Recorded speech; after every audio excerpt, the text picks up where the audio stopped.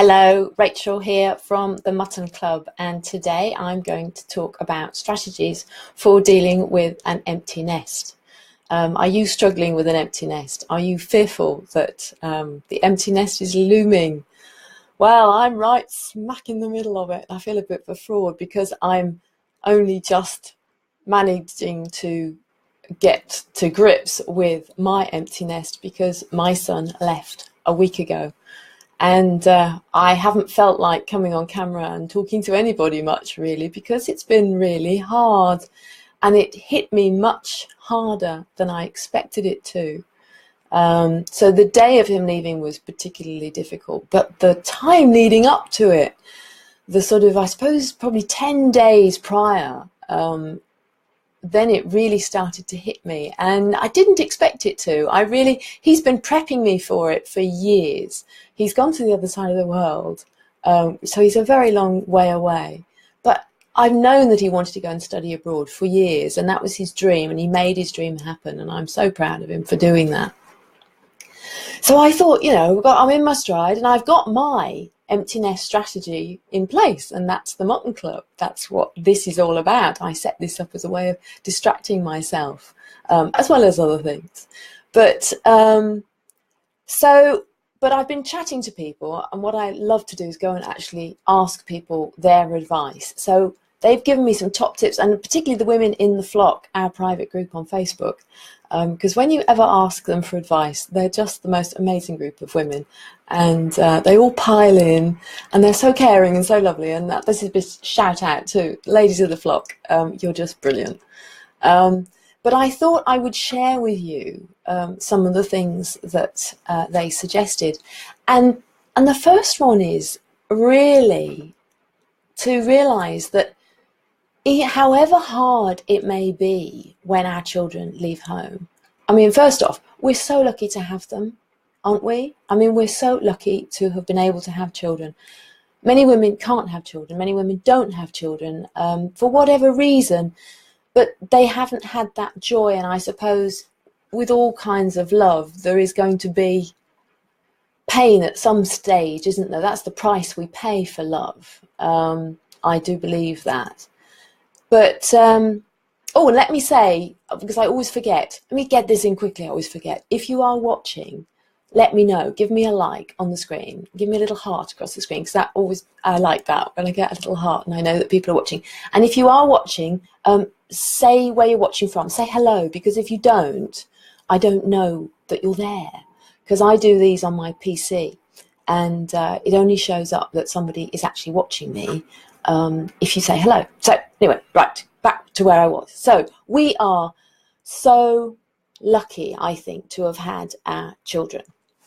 And also a huge point to make is that however difficult it is when they go, and they go off to college, or they go off to work, or they go into the army, or whatever it might be, that's what we have always worked for, isn't it? We wanted our children to succeed. We wanted them to do well. We went to parents' evenings. We, made sure that they did their homework. We nagged them to get good exam grades, or maybe you didn't, but I did. And, but that's what we wanted, isn't it? So we've actually achieved our aim, certainly if they've gone off to college. We've achieved our aim. We have enabled them to fly. And I really do think that that is the role of a parent, is to enable your child to fly, not to hang on to their wings and, and keep them back, but to let them fly, to give them that confidence. And now looking back, I'm a week in. So I'm feeling calmer. I'm feeling more collected, because by last week I couldn't stop crying. It was a bit of a disaster, really. I was a complete wet blanket. But I'm more able to be rational about it this week, and to think these things through, and to realise that, yeah, I've done a good job. I can pat myself on the back and say, yes, my son is confident.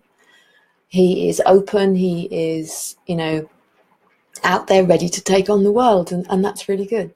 But what are some of the things that you can do if you really are struggling with an empty nest? So I think talk to girlfriends. That's what somebody in the flock said to me, is go and spend some time with your girlfriends.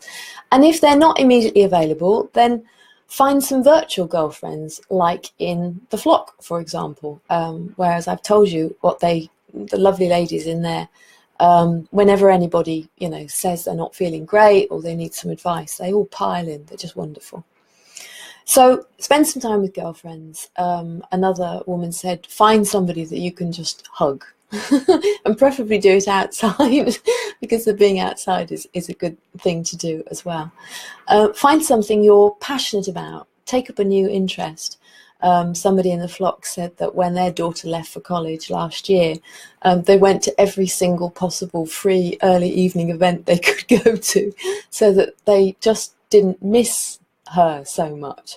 I thought that was a really good idea. Just try and fill your time as much as possible, so that you're not sitting about moping, and smelling their clothes and lying on their bed and sitting in their room. Oh, sorry, is it just me that does that? Oops.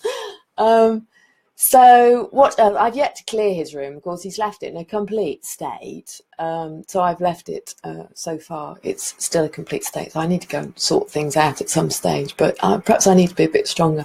There is somebody watching live. Say hello. Go on, say hello in the comments, and then I'll know who you are.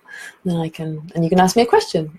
So what else can we do? I think practicing a bit of gratitude, as I've already talked about, grateful for having them, is always a good way of getting some perspective when you're feeling down.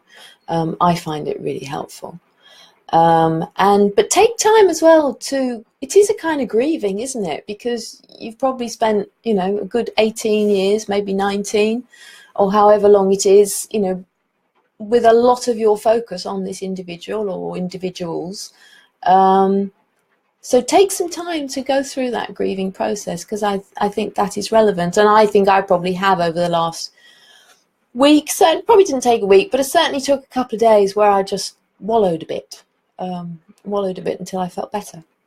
But I think, set a timeline as to when you're going to say, okay, I've done my wallowing. My life has to begin.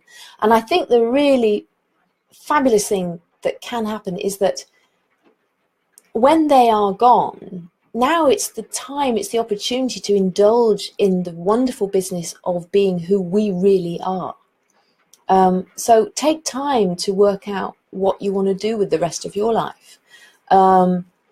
Really spend some time thinking about what it is that interests you, your likes and dislikes.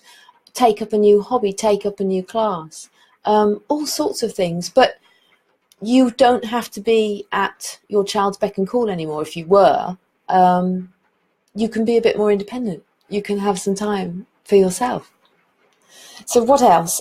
So enjoy the freedom. That's what I would say. Really, try and reframe it and think about the freedom, and embrace technology, because by heck, my goodness me, there are so many ways now in which we can keep in touch with our loved ones when they're far away. So make friends with Skype, WeChat in China, because he's in China, or WhatsApp, and they're all free. If you've got internet, this is free. When I went to the other side of the world when I was 19, my poor mother had to wait 4 weeks. She would send a letter to me. It would take 2 weeks for me to get it. Then I'd write a letter and go back to her. So from her writing to me, it was another 4 weeks before she got a response. And now I can just message him, and, if he's awake, he messages back. And I think a very, very wise friend of mine, she told me, so I'm trying this out. She said, call him every day, make contact every day, establish that habit, that routine. And she said she'd done that and she persisted with it. And then one day when she didn't call him, call her son, he called her, because he was concerned that she hadn't been in touch.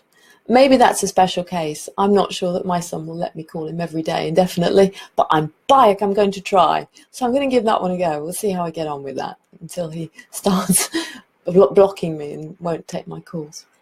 So that's all I have to say really today. I hope if you are coping with an empty nest that you're managing all right. If it's looming, because I know the American schools have gone back, but the British ones are going back later.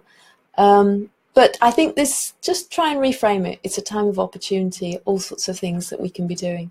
and join the flock. That's what I always say, don't I? But join the flock, because you'll meet lovely, wonderful, interesting, feisty and outspoken women in there who, you know, may well have had similar experiences to yourself and may be able to share their wisdom with you. So thanks very much for listening. Let me know where you're watching from. And if you fancy joining our private Facebook group, The Flock, please come on over. All right. Thanks a lot. Bye-bye.